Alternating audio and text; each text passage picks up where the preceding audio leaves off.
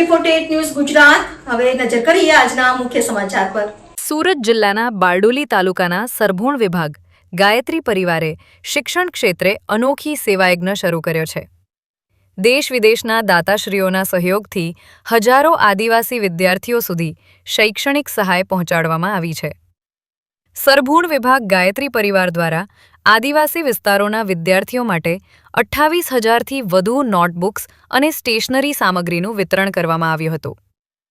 ડાંગ જિલ્લા સહિત સેલંબા, બેલવણ, દેડિયાપાડા, સામરપાડા, પલસાણા, મહુવા, અંબિકા વિસ્તાર તેમજ પુણી, અમલસાડ અને વાઘેચા સ્થિત ઉત્તર બુનિયાદી આશ્રમના વિદ્યાર્થીઓને હાથોહાથ શૈક્ષણિક સામગ્રી અર્પણ કરવામાં આવી હતી।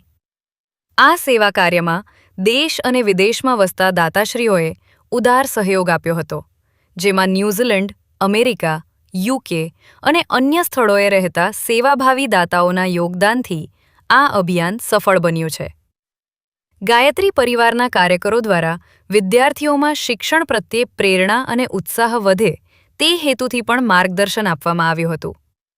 સરભોણ ગાયત્રી પરિવારના સંચાલકો અને સહયોગીઓએ આ સમગ્ર આયોજનને સફળ બનાવવામાં મહત્વની ભૂમિકા ભજવી હતી। શાળા સંચાલકો, આચાર્યો અને શિક્ષકોએ આ સેવાકીય કાર્યને બિરદાવી ગાયત્રી પરિવાર અને દાતાશ્રીઓનો આભાર વ્યક્ત કર્યો। પ્રશાંત પટેલ, AB48 ન્યૂઝ ગુજરાત, બારડોલી।